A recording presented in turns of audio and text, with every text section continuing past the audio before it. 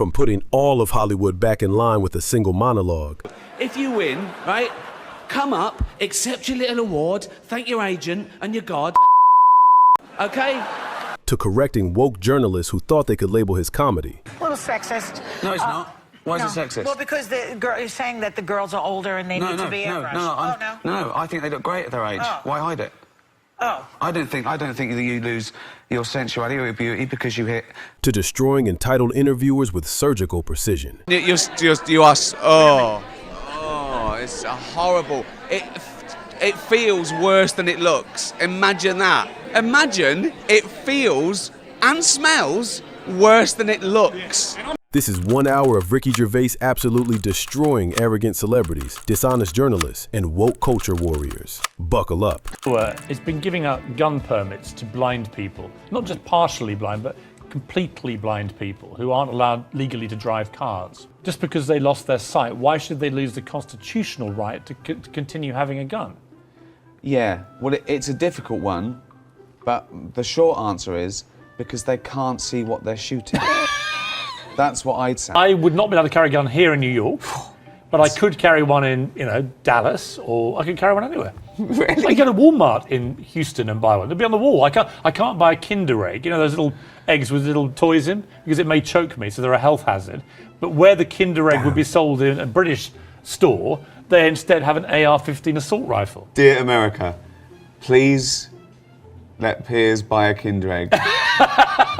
but don't let him buy a gun. Let's start with Ricky Gervais on The View in 2018, where Joy Behar tried to corner him about being politically incorrect. Big mistake. On the Golden Globes, a lot of time you are politically incorrect and hilarious, of course. Thank you. Thank you. So this is, Well, yeah.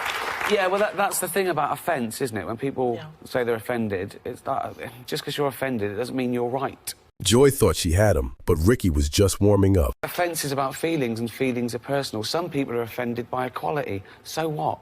So you can't second-guess people. If you try and please everyone, you'll please no one. Sorry, Joy, but that's not how it works. If offense equals correctness, then every person who's ever lost an argument was actually the winner. That's how participation trophies were invented. With comedy as well, I think you've got to deal with taboos and contentious issues, and sometimes you deal in irony, and some people don't get that, but you can't legislate against stupidity, otherwise you'll be doing nothing. So if you're saying anything... Translation. Explaining irony to some people is like teaching a goldfish algebra.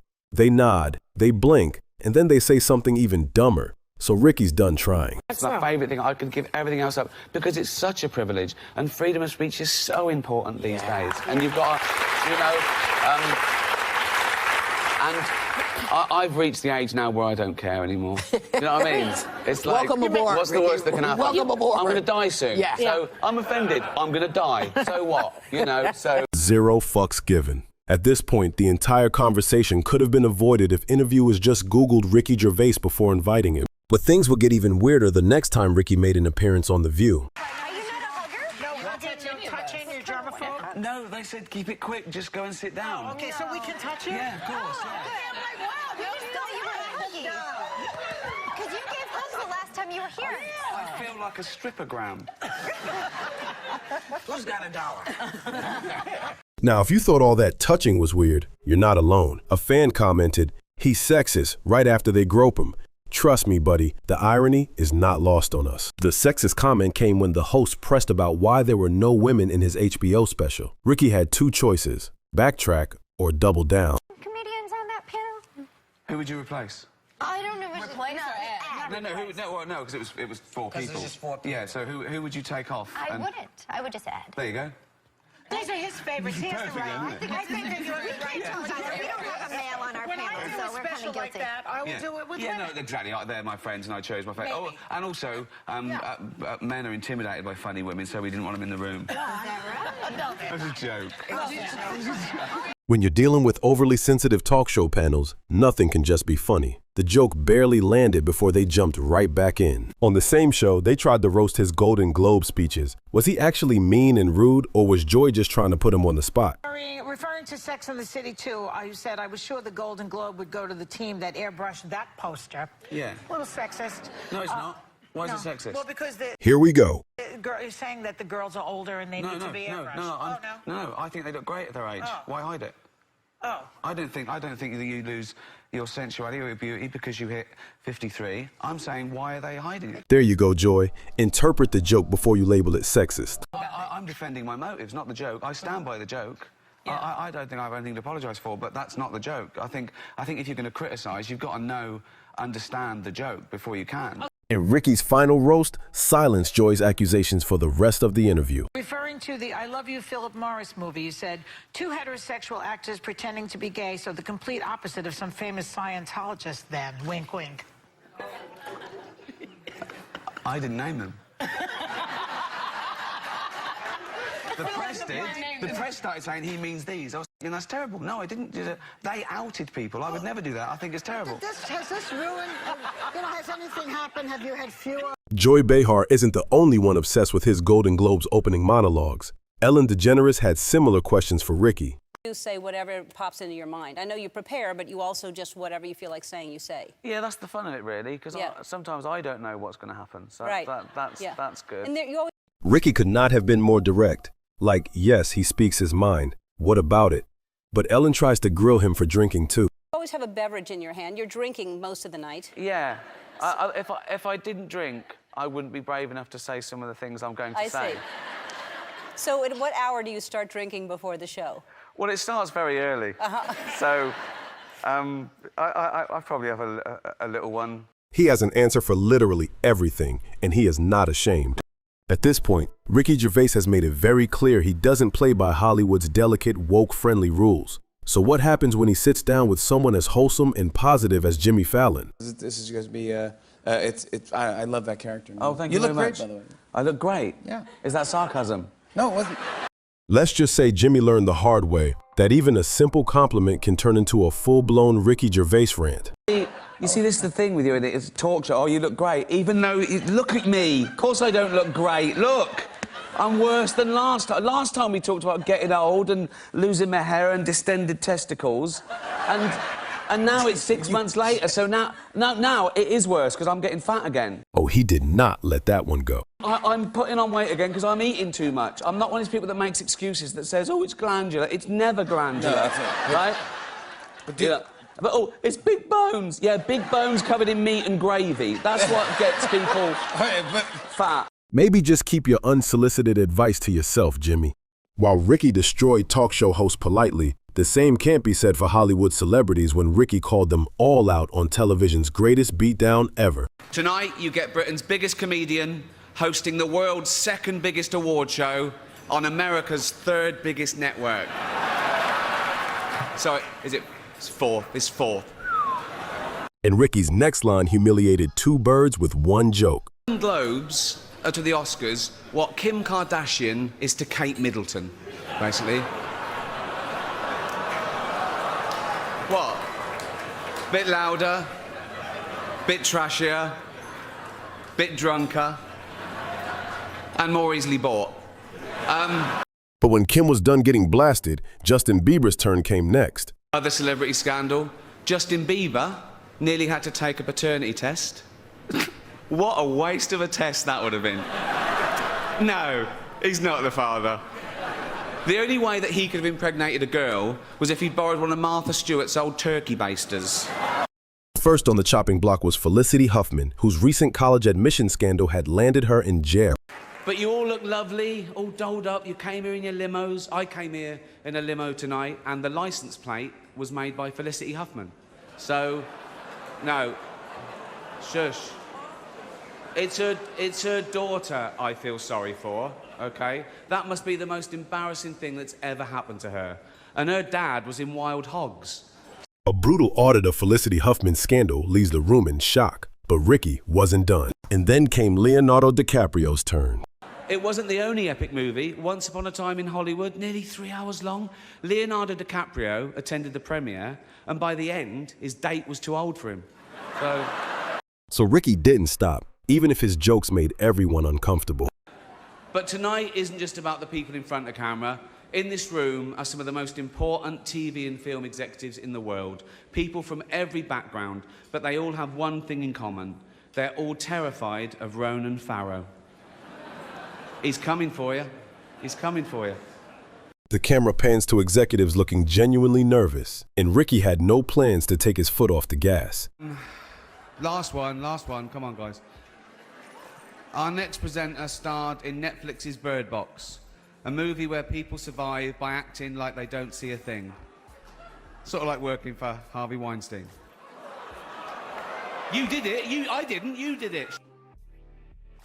Please welcome Sandra Bullock. But after finishing with specific celebrities, Ricky put all of Hollywood in his scope. If you do win an award tonight, don't use it as a platform to make a political speech, right? You're in no position to lecture the public about anything. You know nothing about the real world. Most of you spent less time in school than Greta Thunberg. So... The camera cuts to celebrities looking absolutely shell-shocked. He's not wrong, though. If you win, right, come up, accept your little award, thank your agent and your God, and fuck off, okay? As his monologue came to an end, Ricky also gave the award show its due credit. This show should just be me coming out going, well done, Netflix, you win everything. Good night. But no, we got to drag it out for 3 hours. You could binge watch the entire first season of Afterlife instead of watching this show. That's a show about a man who wants to kill himself because his wife dies of cancer, and it's still more fun than this. And then his classic fashion, Ricky dropped one last bomb before he left. Spoiler alert, season 2 is on the way, so in the end, he obviously didn't kill himself. Just like Jeffrey Epstein. Shut up. I know he's your friend, but I don't care. The entire room went silent. That was the moment Ricky Gervais became a legend. But the most devastating Golden Globes moment came in 2020, when Ricky announced it was his last time hosting. Translation, he officially didn't care about the room's feelings anymore. Hello and welcome to the 77th Annual Golden Globe Awards, live from the Beverly Hilton Hotel here in Los Angeles. I'm Ricky Gervais, thank you. You'll be pleased to know this is the last time I'm hosting these awards, so I don't care anymore. I'm joking, I never did. Ricky declares he officially doesn't care. He's about to destroy the polite vibe with a high-stakes industry roast. NBC clearly don't care either, 5th time. So, I mean, Kevin Hart was fired from the Oscars because of some offensive tweets. Hello? Lucky for me, the Hollywood Foreign Press can barely speak English, and they've no idea what Twitter is, so I got offered this gig by fax. Ricky mocks the foreign press's incompetence before targeting the audience's privilege. So, let's go out with a bang. Let's have a laugh at your expense, shall we? And then he went there. Talking of all you perverts, it was a big year. It was a big year for paedophile movies. Surviving R. Kelly, Leaving Neverland, Two Popes. Shut up. Shut up. I don't care. I don't care. Gervais triples down on the pedophile theme to expose the industry's darkest connections. But wait, there's more. If ISIS started a streaming service, you'd call your agent, wouldn't you? Dead silence. He just accused every person in that room of being willing to work with terrorists for money, and he's not wrong. Ricky torched the Hollywood elite with one-liners. But wait till he dismantles Stephen Colbert's faith with a surgical logic check. You're an atheist, correct? Yeah. Okay. People have been debating... that's the devil waiting for you in hell, by the way. Yeah. Would you want to debate the existence of Sure. God? Okay. Yeah. So... Ricky Gervais prepares for a theological standoff with Stephen Colbert. He's about to turn a religious question into a scientific audit. Ricky Gervais, why is there something instead of nothing? That makes no sense You at all. have to answer my question. That's not the two choices. No, but the choices I'm giving you, I'm the host. Well, I don't... You want to concede the debate? The debate moves from the universe's purpose to its mechanics. Is there something instead of why is there nothing? Why does the universe exist at all? Why is there something? But surely the bigger question is not why, but how. Well, why is irrelevant, isn't Okay, it? fine. Ricky's already shifting the framework. Colbert thinks he's winning, but Ricky's dismantling the entire premise. I'm an agnostic atheist, technically. Agnostics means no one knows whether there's a God. So everyone's technically agnostic. We don't know. That's true, So that's true. an agnostic atheist is someone who doesn't know there's a God or not, as no one does. So you're not... Ricky's surgical definition of agnosticism reveals the limits of human knowledge, and then he goes for the kill. There's a God. I say, can you prove that? You say no. I say, I don't believe you then. So you believe in one God, I assume? In 3 persons, but go ahead. Okay, so you believe... Okay. So, but there are about 3,000 to choose from. Here it comes. So basically, you believe in... You deny one less God than I do. You don't believe in 2,999 gods, and I don't believe in just one more. Right. Colbert was not expecting that level of precision, but Ricky wasn't done. The universe was once crunched into something smaller than an atom. But you don't know that. Well... You're just believing Stephen Hawking, and that's a matter of faith in his abilities. Yes. You don't know it yourself. You're accepting that because someone told you. Yeah. Stephen desperately tried to one-up Ricky, but what Stephen didn't expect was Ricky turning the tables on him. But science is constantly proved all the time. You see, if we take something like any fiction, any holy book, in any other fiction, and destroyed it, okay, in 1,000 years' time, that wouldn't come back just as it was. Whereas if we took every science book, right, and every fact, and destroyed them all, in 1,000 years, they'd all be back, because all the same tests would be the same result. Mic drop. That is one of the most elegant arguments for science over religion ever delivered on television. Stephen had no comeback for that. Stephen Colbert got his schooling politely, but Ricky had no mercy for an illiterate online troll. This is a tweet I got from someone after one of those, I assume, right? And it was all in capitals, which excited me. That's the sign of Twitter madness, mixed with anger. It's great, right? And I looked at his profile, and sure enough, he's a gentleman from Texas. He's a fundamentalist, creationist Christian, right? Which is fine. He loves God. He loves God and fetuses, mainly. He loves the fetus from conception to when it turns out gay. And then he's...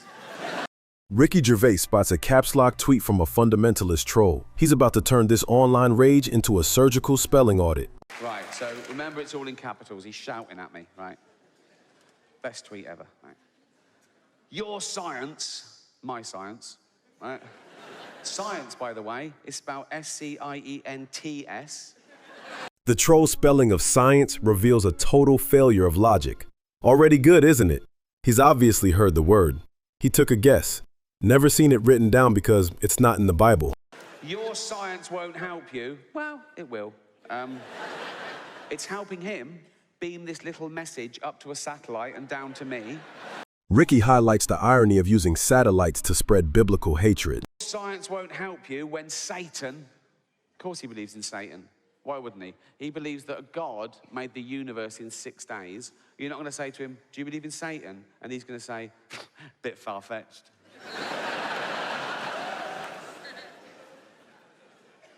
Why doesn't God kill Satan? That's what I'd ask him. If I was wrong and I met God and I go, oh, you do exist. He'd go, yeah. I go, well, in which case, I've got a few fucking questions, mate. He moves from spelling errors to a theoretical interrogation of God. This is beautiful. Why did you make chocolate kill dogs? What's... mental. Also, if you hate homosexuality so much, why did you put the male G-spot up the arse? Ricky questions the questionable biology of God's own design for men.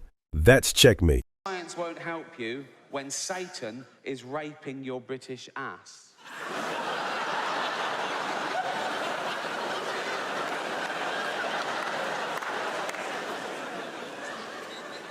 And he's got a point. Because if I die and I find myself in hell being raped by Satan, science has pretty much let me down. Ricky dismantled everyone with precision, but one person got called out 4 times.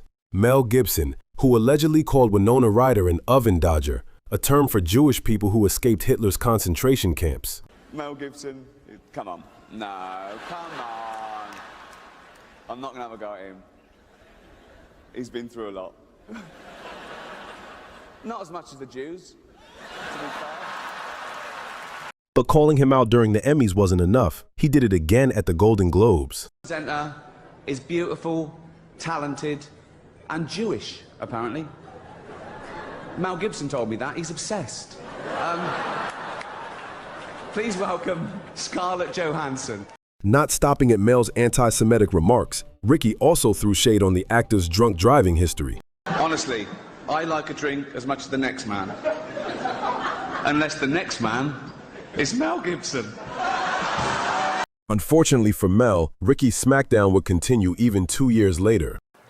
A few years ago, on this show, I made a joke about Mel Gibson getting a bit drunk and saying a few unsavoury things. We've all done it. I wasn't judging him, but now I find myself in the awkward position of having to introduce him again. Listen, I'm sure it's embarrassing for both of us, okay? And I blame NBC for this terrible situation. Mel blames, we know who Mel blames. Listen, I still feel a bit bad for it, right? Mel's forgotten all about it, apparently. That's what drinking does. Another Tonight Show host found himself victim to Ricky's humor in 2011. How are you? Nice to have you here. Oh, it's great to be here. Yeah. Nice new studio. This is new. This is a new experience, yes. Yeah, it's great to... Giant moon, big fake moon behind you. Actually, the studio was easier to find than the channel on the TV. Conan tried to match Ricky's humor, but he got one-upped almost immediately. And then Ricky goes on to list every channel he had to look through. You go through that, you keep going, you go to costume jewellery, eyebrow plucking channel, and, you know... And then eventually you find... Osama bin Laden's got a chat show just before yours. It's very good. He's killing us with the bookings. As the show went on, Ricky talked about doing his own comedy show and thinking about potential hosts. But here's where it gets brutal. The list has everyone's name except one. Craig Ferguson, he's great. Jimmy Fallon. Right, right. And then what if you expanded it and got even more people in there? You could probably... Larry Sanders. Okay, Larry Sanders is fictional. So? I'm running... Come on! George Lopez. Yes! Yes! Was Conan expecting to be on that list? Too bad, I guess. But what's even more sad is he starts roasting himself. Come out at some point and just bring you all tea. And then you could dismiss me. Run along. I start to talk. No, not a word. Out you go. Out you go, you chimney sweep. Is that an English accent? Yes. Hello, governor. Brilliant. Thank you, Dick Van Dyke. At least he's being a good sport about it. At this point, interviewers should know better than to try and keep up with Ricky Gervais. But throw Russell Brand into the mix? Now you've got pure chaos. That's exactly what happened when an unprepared host tried to wrangle these two on live TV. Having a good deal of fun, including these two gents, Russell Brand and Ricky Gervais. Try and behave yourself, gentlemen, if you can. Do that again and do the names. No, I'm not doing it again. That's fine. Like he's Russell Brand, I'm Ricky Gervais. I think people can work this out. Yeah. I think. Right out of the gate, he's already flustered. He messes up their names, tries to restart, and Ricky smells blood. Oh, yeah. What's say about me? Heightis. Okay, should we talk about something else now? Yeah, go on. Okay, climate change, all right? Okay. Are you here tonight just to enjoy the content? I'm not here to tonight. do the job? I'm not even here tonight. He is. This is live. This is pre-recorded. Right, okay. Well, this is all going horribly wrong. Before the guy can even regain his footing, Ricky and Russell are already roasting. I know. I'm regretting it now. I'm regretting it now. No, it's a pleasure to be here, and everyone here is an absolute professional. Except him, he's a shambles. Are you drunk? Not yet. I haven't seen a worse interviewer. He can't take the humor cues and just keeps pushing the same question. This next interview is the most watched interaction between Ricky Gervais and Australian celebrity interviewer Brad Blanks. In 2013, on the red carpet for Netflix's Orange is the New Black, things went off the rails. All right, there's Ricky over there. He's already heckling me.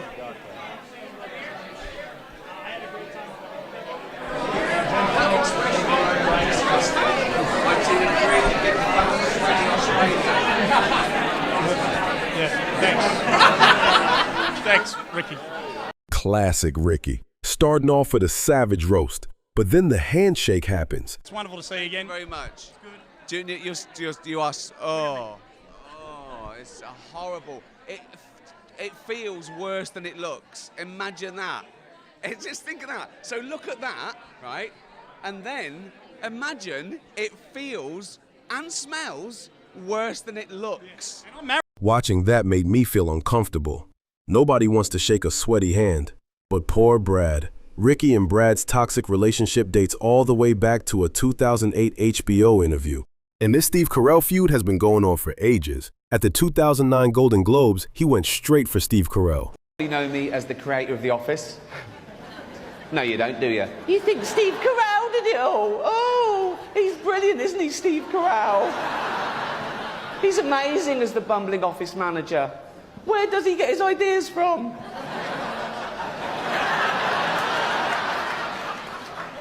Let's pay. Apparently, writing, directing, and starring in the original UK version means nothing when Hollywood finds a guy with a wider smile and better hair. And this whole fiasco continued at the Emmys. Winning an Emmy is the biggest moment of a performer's career, unless, of course, you're Ricky Gervais. Back in 2008, he won for extras, but wasn't there, so they just gave it to Steve Carell. A year later, Ricky wanted it back. Hello. It's great to be here at the Emmys, the most prestigious TV award show in the world. I couldn't come last year, which is a shame, but I still won. Do you remember? Thanks for that. Here's a short VT as a guide to help you. Ricky Gervais couldn't be here tonight, so instead we're going to give this to our friend Steve Carell.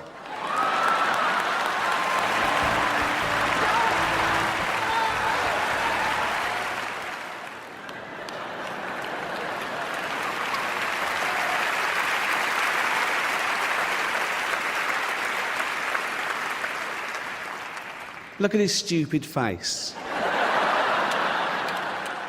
Couldn't actually win one of his own, so he stole someone else's. I don't think that is actually the original Emmy. I think that's a shoddy remake. Where is he? Where is he? Oh, there in the front row. Just. Now let's be real. Steve didn't actually steal anything. He was just holding on to it. But according to Ricky, Steve was out here flashing that Emmy like a VIP pass. Have you got it on you? I've heard you carry it around with you to get in restaurants and stuff. I made you what? Don't look at me. I'm gone off road. Everyone's getting nervous now. There's nothing on the auto cue. I can do anything. This is live. That last part sounded a lot like a serious threat, and Ricky wasn't bluffing. Give me it. I'll tickle you. I don't care. I've got nothing to lose here. I'm a nobody here. Where is it? Yes, you have. Stop. Yes, you have. Yes, you have. Give me it. Give me the Emmy. Give me the Emmy. Give me the Emmy. Give me it. Give me the... Thank you.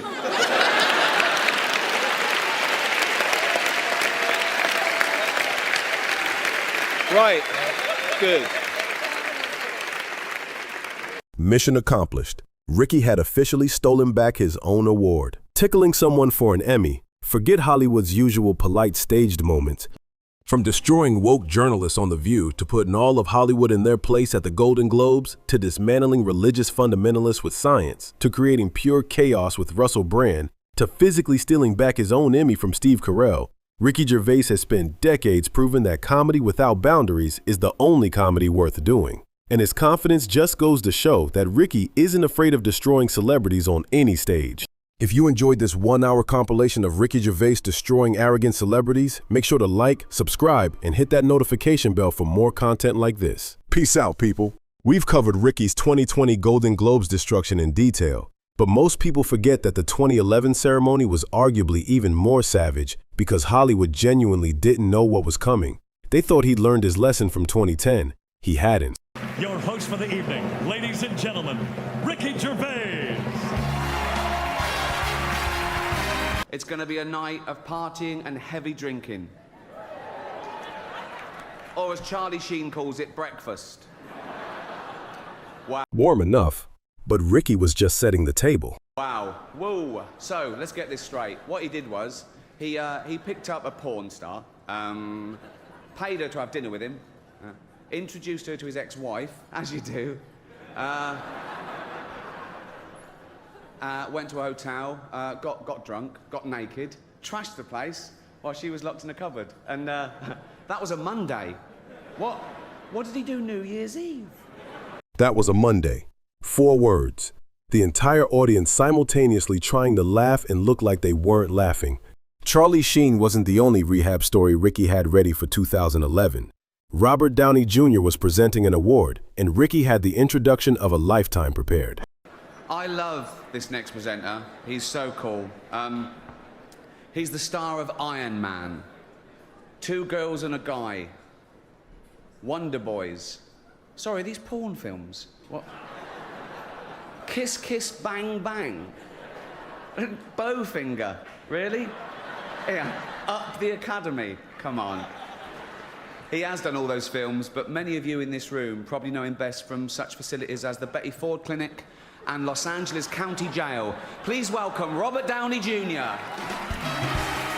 Deservedly talented, said immediately after listing his criminal record. Ricky then stood at the podium and watched Robert Downey Jr. walk to the stage, stone-faced. An actor famous for playing the most confident character in cinema, walking up to accept an introduction that just reminded the world he went to jail. Not every Ricky Gervais burn is a sledgehammer. Some are a scalpel. And nowhere was that more precise than when he introduced Tom Hanks and Tim Allen together. About our next 2 presenters.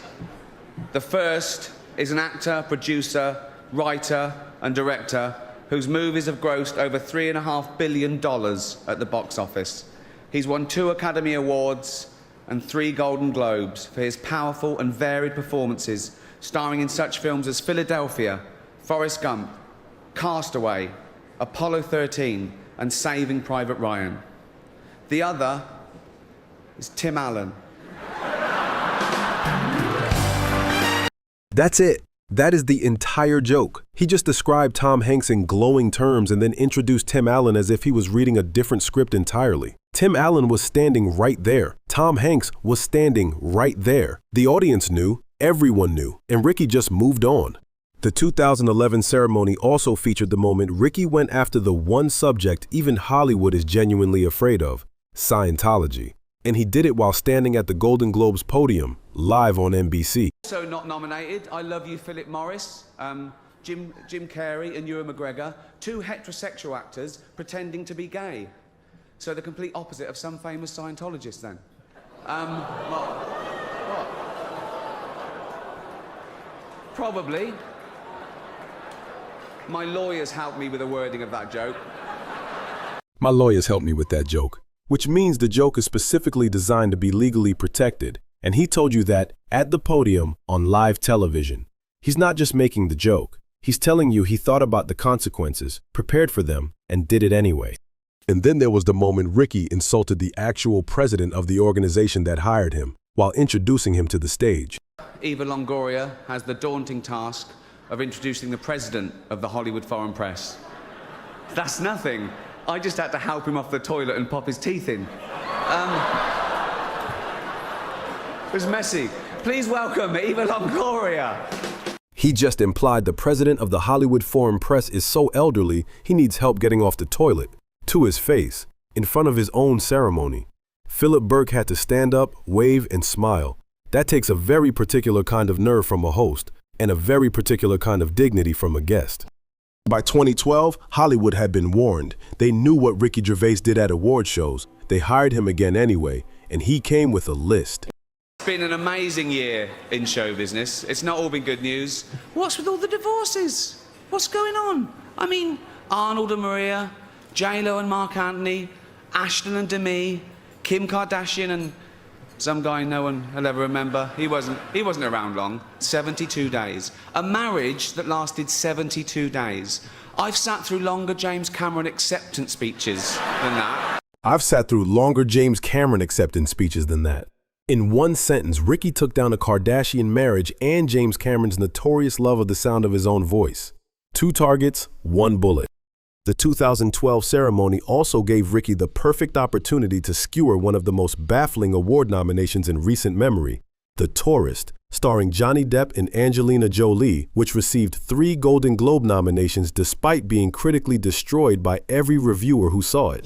It was a big year for 3D movies. Toy Story, Despicable Me, Tron. Seems like everything this year was three-dimensional. Except the characters in The Tourist. I feel bad about that joke. No, I'll tell you why. I'm jumping on the bandwagon, because I haven't even seen The Tourist. Who has? But no, it must be good, because it's nominated. So shut up, okay? And I'd like to quash this ridiculous rumour going around that the only reason The Tourist was nominated was so the Hollywood foreign press could hang out with Johnny Depp and Angelina Jolie. That is rubbish. That is not the only reason. They also accepted bribes. Oh, right. Said while looking pointedly at the nominations list. 3 nominations for The Tourist. Ricky couldn't let it go. He shouldn't have let it go. After 2012, Ricky swore off the Golden Globes. He wrote in a blog post that it was like a parachute jump. You can only enjoy it in retrospect when you realize you didn't die. 4 years later, they called. He answered. Hollywood had not learned. So to be clear, that was a joke about me shoving Golden Globes that I've won up my arse. And they asked me to host 4 times. Jesus. Our next presenter is the star of the hilarious comedy The Martian. He's also the only person who Ben Affleck hasn't been unfaithful to. Please welcome Matt Damon. Matt Damon, standing backstage, about to walk out. The joke about his best friend's marriage lands before Damon has even reached the stage, and then Damon has to walk out and shake Ricky's hand. By 2016, Mel Gibson had been roasted by Ricky Gervais multiple times, but this year, Ricky added a new dimension by making Mel Gibson the more acceptable option. I want to say something nice about Mel before he comes out. Oh yeah, okay, here you go. I'd rather have a drink with him in his hotel room tonight than with Bill Cosby. That is the bar Ricky Gervais is setting for Mel Gibson. Not that he's a good person, not that he's reformed, but that given the choice between him and Bill Cosby, you'd pick Mel. That's the compliment. And Mel Gibson had to walk out and accept it.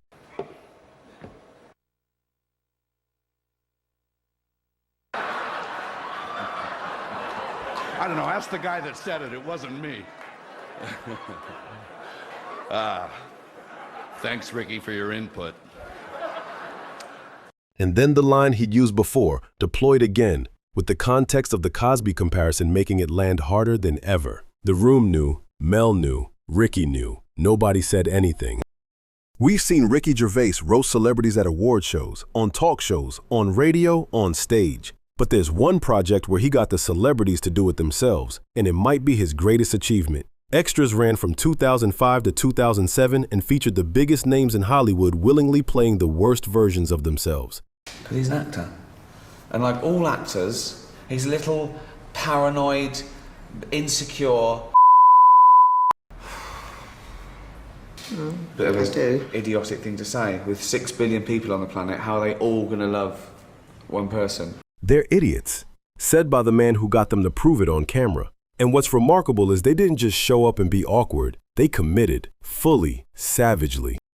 Kate Winslet, at the time of filming Extras, had never won an Oscar despite multiple nominations, and Ricky used that fact as the entire engine of her character. He wrote her as an actress who had taken a role in a Holocaust film not out of artistic conviction, but as a calculated Oscar strategy. You know, you doing this is so commendable, you know, using your profile to keep the message alive about the Holocaust. Oh God, I'm not doing it for that. I don't think we really need another film about the Holocaust, do we? It's like, how many have there been? You know, we get it, it was grim, move on. No, I'm doing it because I've noticed that if you do a film about the Holocaust, guaranteed an Oscar. I've been nominated 4 times, never won. And the whole world is going, why hasn't Winslet won one? She says it with total sincerity. Oscar-winning actress Kate Winslet playing herself, explaining that she chose a Holocaust film purely to win an award. And that's before the scene.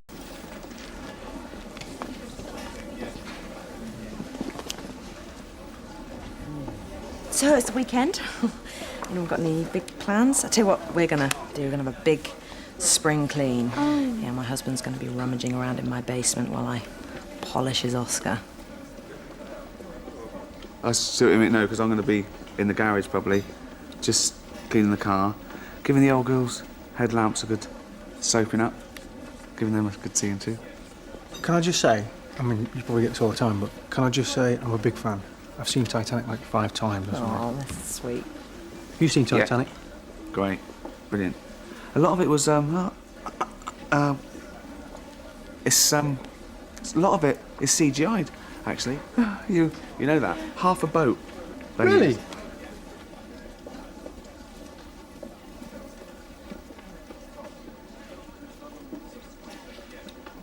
What are you doing? Just checking that. Is it all right? Yeah, so. A nun giving advice. This is what Kate Winslet agreed to film in her own name as herself. Ricky Gervais just had to point the camera. I'd rather be out there. Well done, Winslet. I told you, do a Holocaust movie. The awards come, didn't I? Kate Winslet had just won her first Oscar for a Holocaust film. The Extras episode aired in 2005. Ricky predicted it 4 years earlier, put it in her mouth as satire, and then called it out when it came true. That's not just comedy, that's prophecy. If Kate Winslet was the most committed performance in Extras, Patrick Stewart was the most surreal. Sir Patrick Stewart, one of the most respected Shakespearean actors alive, the man who played Captain Picard for 7 seasons, sat down with Ricky and described his personal screenplay. See me in X-Men. Sir Patrick Stewart is now describing underwear, and he is not done. Yeah, I've seen it all. It's too late, I've already seen everything. Said by Patrick Stewart, about imaginary naked women, in the voice he uses to command starships. Ricky Gervais is just sitting there listening, barely holding it together, and somehow, that restraint makes the whole scene work. Kate Winslet was committed. Patrick Stewart was surreal. But David Bowie's cameo in Extras achieved something neither of them managed. It was genuinely cruel, and David Bowie did it on purpose. Hi. Hi. We were just saying that I'm an entertainer too. Oh, yeah? What do you do? I'm in a sitcom. It's called When the Whistle Blows. Have you seen it? I haven't, no. Is it any good? Nice shit. Oh, just riffraff everywhere. Not going down too well, huh? It's getting 6 million viewers. I mean, it's not exactly how I meant it to be, because the BBC have interfered and sort of chased ratings and made it lowest common denominator sort of comedy, sort of catchphrases and wigs. And I think I've sold out, to be honest. But yeah, it's difficult, isn't it, to keep your integrity when you're going for that first. David Bowie looks at Ricky's character and begins to improvise a song about him to his face at a party full of people. Chubby little loser, national joke. No, not chubby little loser. No. Pathetic little fat man, no one's bloody laughing. The clown that no one laughs at, they all just wish he died. He's so depressed at being useless, the fat man takes his own life. No. He's so depressed at being hated, Fatty takes his own life. Fatso? Fatso, I like that. Yeah, let's go with Fatso. Fatso takes his own life. He blows his bloated face off. No. He blows his stupid brains out. But the twat I'd probably miss. Yes, Linda, I like that. Yeah, so do I. It's brilliant, Linda. He sold his soul for a shot at fame. Catchphrase and wig and the jokes are lame. He's got no style, he's got no grace. He's banal and facile, he's a fat waste of space. Yeah. Everybody sing that last line. 1, 2, 3. He's banal and facile, he's a fat waste of space. See his pop nose face. Pop. David Bowie improvised a song about a fat loser and performed it at a party to humiliate the character Ricky Gervais was playing. Ricky Gervais wrote that scene. He wrote David Bowie humiliating him. He handed David Bowie the piano and said, "Go for it." Hey, pop. He's a little fat nose face. When David Bowie died in 2016, this was the clip that went everywhere because it showed a side of him nobody expected, genuinely, precisely, beautifully cruel. And it only exists because Ricky Gervais wrote it and handed it to him. Every celebrity cameo and extras destroyed something. With Ian McKellen, Ricky destroyed the entire mystique of serious acting in about 30 seconds. How do I act so well? What I do is I pretend to be the person I'm portraying in the film or play. Yeah. You're confused. No, It's perfectly simple. Case in point. Andy waits for more. There is no more. That is the whole secret. The man who played Gandalf, Magneto, and Richard III has distilled his life's work into one sentence. I pretend to be the person I'm portraying. Let me introduce you to the team. There's Fran, who's your lover, played by Leslie. Leslie, this is Andy. Good to meet you. You're Fran. Fran's a man. Yes. Can be, because Fran Healy out of Travis. What? Yep. And our clever little writer, Charlie. Who's a woman. I'm Fran's lover in this. Yes. Fran, can I have a quick look at the script? Just before... Yeah. No one said anything about that. And I don't know if you'd be happy to do this. Yeah. I just want to... Have you thought we might do a little workshop of some of the lines, you know, get it up on its feet, kick it around a bit? I don't know. Do you have time for that? Yep. Andy? Yep. Good. Can I get you something? Some water? Yep. Cup of tea? Tea. George, will you get Andy a cup of tea? Yeah, no problem. George, of course. By 2017, Ricky was touring his Humanity stand-up show, a set about AIDS, famine, cancer, and Hitler, which is either the darkest premise for a comedy tour ever conceived or the most honest, probably both. When he appeared on Late Night with Seth Meyers, Seth did what any reasonable host would do. He asked about the Hitler material. You won't kill babies, which sounds reasonable until you remember the specific baby being discussed. But Ricky holds firm on accidentally flashing baby Hitler at strangers on his smartwatch, like a proud grandfather showing holiday photos. The baby Hitler story is funny, but the philosophy behind the Humanity Tour is worth understanding, because it explains why Ricky Gervais jokes about things other comedians won't touch, and why he genuinely believes it's not just acceptable, but necessary. But again, that's what the world is like. People take everything personally. I think the world revolves around them, right? Particularly on Twitter, right? I don't know, I'm not tweeting anyone, I'm just tweeting, okay? I don't know who's following me. I've got 12 million followers. I don't know who's following me. They can be following me without me knowing, right? Choose to read my tweet and then take that personally. That's like going into a town square, seeing a big notice board, and there's a notice, guitar lessons, and you go, but I don't fucking want guitar lessons. What's this? There's a number here. All right, all that, right? Are you giving me guitar lessons? Yeah. I don't fucking want any. Fine, it's not for you then. Just walk away. That's the call you make. Not a set of rules, not a committee, one person deciding whether the distance between the tragedy and the punchline is enough. And Ricky's threshold is famously lower than almost anyone else working. I talk about AIDS, famine, cancer, the Holocaust, rape, paedophilia. But no, the one thing you mustn't joke about is identity politics. The one thing you should never joke about is the trans issue, right? They just want to be treated equally. I agree. That's why I include them.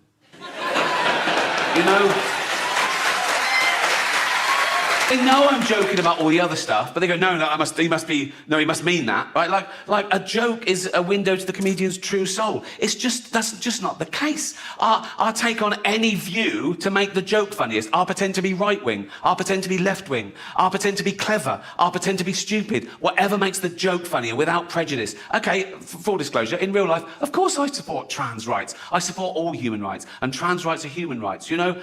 Live your best life. Use your preferred pronouns. Be the gender that you feel that you are. But meet me halfway, ladies. Lose the cock. That's all I'm saying. He's not defending those subjects as easy targets. He's pointing out the inconsistency, that a culture willing to laugh at AIDS and famine draws the line at a very specific category of modern controversy. Whether you agree with him or not, that observation is hard to dismiss. If you want to understand Ricky Gervais, you need to understand who his heroes are. And top of that list is Larry David. In 2006, Channel 4 put them in a room together. What followed was described by one viewer as two of the realest men in the world sitting on a couch, complaining about things for 45 minutes. That is accurate. I don't know about your case, but in my case, I'm such a liar in my life. Not really? Well, lying about or keeping things to myself. I Or, see you what know you're what I saying. mean? Yeah, not really telling my true feelings. That I feel like I want to go completely the other way when I have the opportunity. And that's why you create superheroes like Larry. Well, I think if you're any good, you kind of have to have a compulsion to tell the truth. Absolutely. Don't you think? Absolutely. Yeah. And without guilt. Yeah. This is guilt-free truth. Comedy. Yeah. I think. They've been in the room for approximately 30 seconds, and they've already found a mutual enemy. Everyone. I mean, you've got Jewish. I haven't even got that.